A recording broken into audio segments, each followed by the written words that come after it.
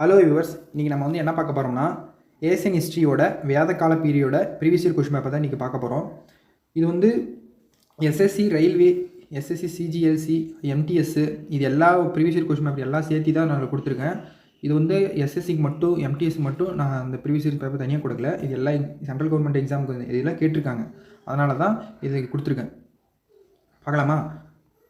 First question, வேதகால இலக்கியம் இயற்றப்பட்ட ஆண்டு வந்து கிமு 1500 முதல் 600 வரை. அதாவது வேதகால இலக்கியம் அப்படின்றபோது வேதம் என்பது வந்து வித்து என்பதிலிருந்து பிறந்த சொல்லாகும். அதனுடைய பொருள் வந்து அறிவு. இதை வந்து ரெண்டாக பிரிக்கிறாங்க, ஸ்மிருதி, ஸ்ருதி. இதை பிரிக்கிறாங்க. அந்த ஸ்ருதி என்பது செவி வழியாக கேட்டதை அடிப்படையாக கொண்டது. ஸ்மிருதி என்பது நினைவை அடிப்படையாக கொண்டது. இது ரெண்டாக பிரிக்கிறாங்க. மொத்தம் 4 வேதம் இருக்குது. ரிக்வேதம், சாமவேதம், எஜுர்வேதம், அதிர்வேதம், அதர்வண வேதம். இந்த 4 வேதங்கள் முக்கியமானது, படிச்சுக்கோங்க. அடுத்து 2வது கொஷின், வேத காலத்தில் பருஷ்ணி என்று அழைக்கப்படும் நதி எதுனா ராவி. அதாவது இந்த வேத காலத்தில் பருஷ்ணி என்று அழைக்கப்படும் நதி வந்து ராவின்னு சொல்லுவோம். அந்த நதிகள் பேர்லாம் படிச்சுக்கணும். முக்கியமான நதிகள் பேர்லாம் இருக்குது, அதை நான் சொல்கிறேன் பாருங்கள், நோட் பண்ணி வச்சுங்க. சிந்து, அதை வந்து இண்டஸ் அப்படின்னு சொல்லுவோம். விதஸ்தா, ஜீலம் சொல்லுவோம். அஸ்கினி, செனாஃப். பருஷ்ணி, ராவி. விபாஸ், பியாஸ். சதுர்த்தி, சட்லேஜ். நந்திதாரா, சரஸ்வதி. குமல், கோமதி. சடனிரா, கண்டக். இந்த நதிகள்லாம் முக்கியமானது, அது படிச்சிங்க, அதுலேருந்து கொஷின் வரும். அடுத்த கொஷின், சிந்து நதி சுமார் 2500 ஆண்டுகளுக்கு முன்பு ஈரானியர்களாலும் கிரேக்கர்களாலும் எவ்வாறு அழைக்கப்பட்டது? அதான் சொன்னால, திருப்பி அதே தான் ரிப்பீட் ஆகுது பாருங்கள். அது சிந்து நாம் என்னன்னு சொல்லுவோம்? இண்டஸ் அப்படின்னு சொல்லுவோம். அதர்வண வேதம் எத்தனை காண்டங்கள் தொகுப்பாகும்? அதாவது அதர்வண வேதம் என்பது எத்தனை காண்டங்களின் தொகுப்பாகும்னா 20 காண்டம். இந்த அதர்வண வேதம் அப்படின்னு சொல்கிறது என்னென்னா, இது வந்து ஒரு மந்திரங்கள் பற்றிய வேதங்கள். மொத்தம் 4 வேதங்கள் இருக்குது, அது முக்கியமானது, படிச்சுங்க. அடுத்து, ராவி நதியின் ரிக்வேதம் பெயர் என்ன? பர்ஷினி. திருப்பி ரிப்பீட்டடாக அதே தான் கேட்டிருக்காங்க. அப்போ அந்த நதிகளின் பெயர்கள் வந்து முக்கியமானது, அதை வந்து படிச்சுங்க. அடுத்து, சாங்கிய தர்ஷன் பிரிவை நிறுவியவர் வந்து கபிலர். இந்த இவர்கள் மொத்தம் நான் எத்தனை பேர் இருக்காங்கன்னா 6 பேர் இருக்காங்க, அதை மொத்தம் படிச்சுங்க. ஃபஸ்ட்டு சொல்கிறேன் பாருங்கள். நியாயா அப்படின்னா கௌதமர்.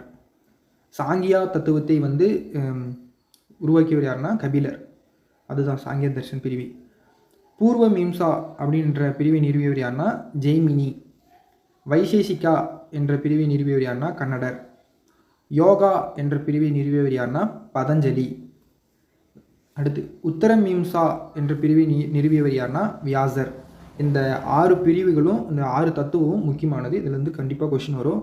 வேறு அடுத்த கொஷின் அதே தான் கேட்டிருக்காங்க. வைசேஷிகா தத்துவத்தின் அடிப்படை உரையை எழுதியவர் யாருன்னா கன்னடா.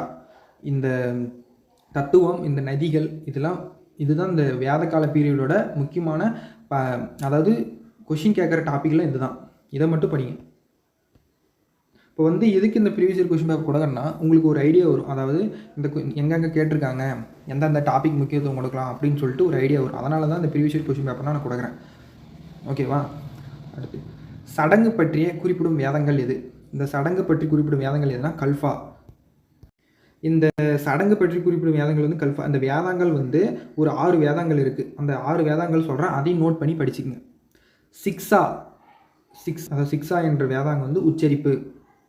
கல்ஃபா அது வந்து பூஜை சடங்கு பற்றிய.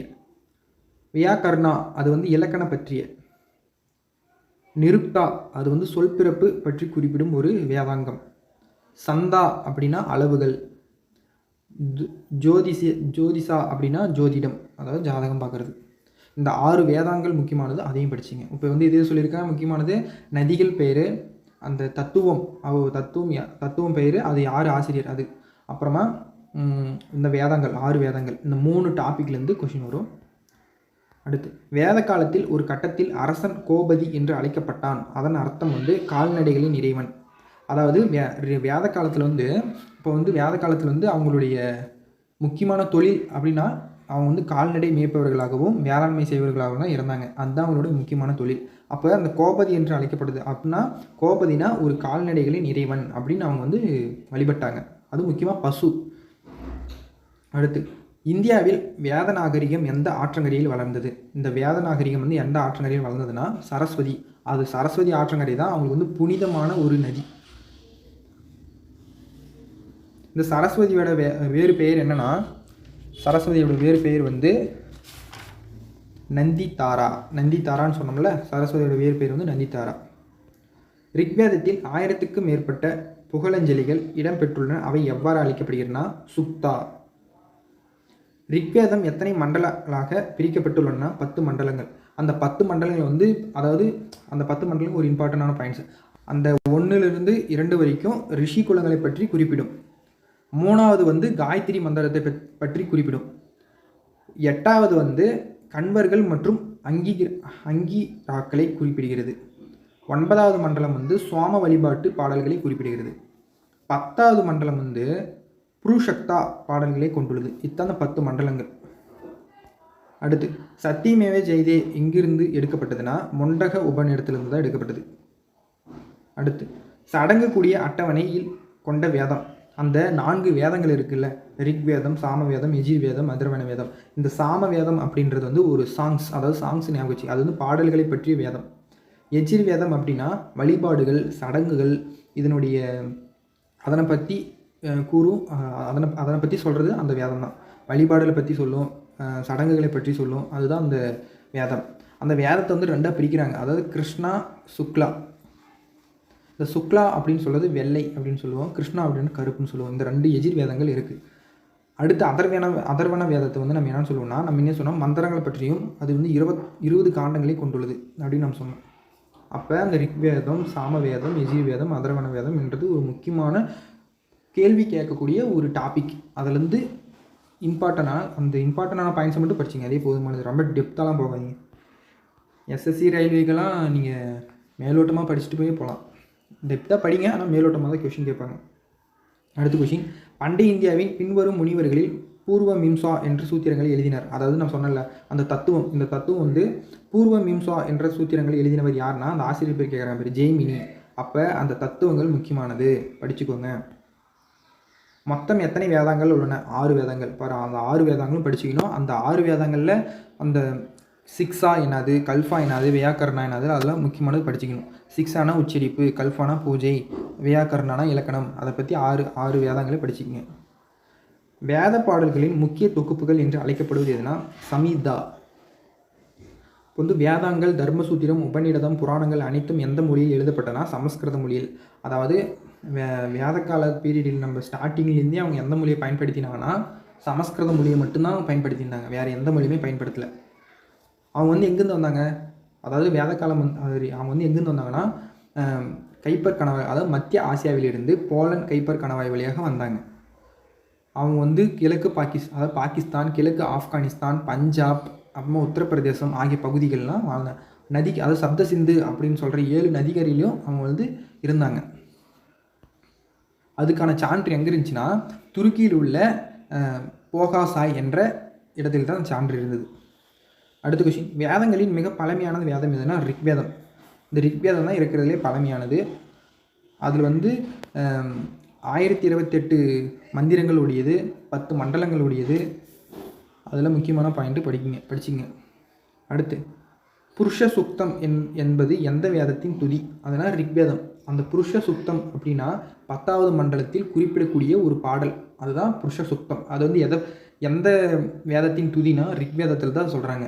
எஜுர்வேதத்தில் சொல்லலை, சாம வேதத்தில் சொல்லலை, அதர்வண வேதத்தில் சொல்லலை, அது வந்து ரிக்வேதத்தில் மட்டும்தான் சொல்கிறாங்க. லாஸ்ட் கொஷின், மக்களை பாதுகாக்க யாருடைய பொறுப்பு அப்படின்னா சத்திரியர்கள். அதாவது இவங்க வந்து மொத்தம் 4 பிரிவாக இருக்கிறாங்க. ஃபஸ்ட்டு பிராமணர்கள், சத்திரியர்கள், வைசியர்கள், சூத்திரர்கள். இந்த பிராமணர்கள் அப்படின்னு சொல்கிறவங்க யாருன்னா, இந்த பிராமணர் வந்து பிரம்மனின் வாயிலிருந்து பிறந்தாங்களாம். அவங்களுடைய தொழில் வந்து மந்திரம் சொல்கிறது, படிக்கிறது, இதுதான் அவங்களுடைய தொழில். இந்த சத்திரியர்கள் அவங்க வந்து பிரம்மனின் தோளில் இருந்து பிறந்தார்களாம். அவங்க வந்து போர் புரிதல், ஆட்சி செய்தல், அவங்களாம் போர் புரிதல், ஆட்சி செய்தல் தான் சத்திரியர்களோட வேலை. மக்களை பாதுகாக்கிறது அவங்களுடைய வேலை. அடுத்து வைசியர்கள் வந்து பிரம்மனின் தொடையிலிருந்து பிறந்தார்கள்னு சொல்கிறாங்க. அவங்களுடைய வேலை வந்து வேளாண்மை, வணிகம், மேய்ச்சல், கலை அவங்களுடைய வேலை. அடுத்து லாஸ்ட்டாக சூத்திரர்கள் பிரம்மனின் பாதத்தில் இருந்து பிறந்தார்கள்னு சொல்கிறாங்க. இவங்க சூத்திரர்களோட வேலை என்னன்னா பிராமணர், சத்திரியர், வைசியர் இந்த 3 பேர் கூட சேர்ந்து அவங்களுக்கு கீழே வேலை செய்கிறது தான் சூத்திரர்களோட வேலை. இதை தான் 4 வர்ணாசிரமம்னு சொல்கிறாங்க. ஓகே, இந்த வீடியோ இல்லாமல் வேத காலம் பீரியடோட, அதாவது வேத காலம் வேதிக் பீரியடோட ப்ரீவியஸ் கொஷின் பேப்பரும் பார்த்தோம். எங்கெங்கே கொஷின் எடுத்தாங்க அப்படின்னு சொல்லி பார்த்தோம். அதனால் வீடியோ பிடிச்சிருந்தால் லைக் பண்ணுங்கள், ஷேர் பண்ணுங்கள், கமெண்ட் பண்ணுங்கள். இதனுடைய பிடிஎஃப் லிங்க் வந்து டெலகிராம் சேனலையும் கொடுக்குறேன், டிஸ்கிரிப்ஷன்லையும் கொடுக்குறேன். அப்புறமா இந்த சிந்து சமவெளி நாகரிகத்தோட வீடியோ பார்க்காதவங்க அதையும் பாருங்கள், டிஸ்கிரிப்ஷன் லிங்க் கொடுக்குறேன், போய் பாருங்கள். அதை பார்த்துட்டு இது கண்டினியூவாக படிங்க. அப்படின்னா தான் ஒரு, அதாவது கண்டினியூவாக டாபிக் படித்த மாதிரி இருக்கும். அடுத்த வீடியோ வந்து நான் நாளைக்கு வந்து, அதாவது நாளைக்கு 6 மணிக்கு நான் அப்லோட் பண்ணிடுறேன். கம்பல்சரி பாருங்கள். இது வந்து SSMT எக்ஸாம் வந்துட்டு இருக்குது, அதுக்கும் யூஸ்ஃபுல்லாக இருக்கும். அதுலேருந்து கொஷின் கேட்டிருக்காங்க. இப்போ வந்து என் ஃப்ரெண்ட்ஸ்லாம் போயிட்டு எழுதிட்டு வந்தாங்க. அவங்க வந்து இது மாதிரி ஏசியன் ஹிஸ்ட்ரியில் வந்து கொஷின் கேட்டிருக்காங்க அப்படின்னு சொன்னாங்க. அதனால் இதையும் மிஸ் பண்ணிடாதீங்க, படிங்க. அடுத்து வந்து SSGD எக்ஸாம் இருக்குது, அதுலேயும் படிங்க. அடுத்து ரயில்வே விட்ருக்காங்க, ரயில்வே டெக்னீஷியன் விட்ருக்காங்க. நீங்கள் மொத்தம் 3 எக்ஸாம் டார்கெட் பண்ணி நான் கொடுக்குற நோட்ஸை மட்டும் படிச்சிங்கன்னா உங்களுக்கே அது யூஸ்ஃபுல்லாக இருக்கும். யாரும் இது மாதிரி ஃப்ரீ மெட்டீரியல் எடுத்து தந்ததே இல்லை. நான் யூடியூப்லேயும் சர்ச் பண்ணி பார்த்துட்டேன். அதனால தான் நீங்கள் வந்து படித்து யூஸ்ஃபுல்லாக இருக்கும், உங்களுக்கு யூஸ்ஃபுல்லாக இருக்கணும் அப்படின்னு சொல்லிட்டு நான் நோட்ஸ் எடுத்து தரேன். மிஸ் பண்ணிடாதீங்க, படிங்க. மறக்காமல் சப்ஸ்கிரைப் பண்ணுங்கள். அப்படின்னா தான் நான் போகிற வீடியோ வந்து உங்களுக்கு மறக்காமல் வரும். மறக்காமல்னா நீ அந்த பெல் ஐக்கானை மறக்காமல் கிளிக் பண்ணணும். அப்படின்னா தான் நான் போகிற வீடியோ வரும். மிஸ் பண்ணிடாதீங்க. Thank you guys.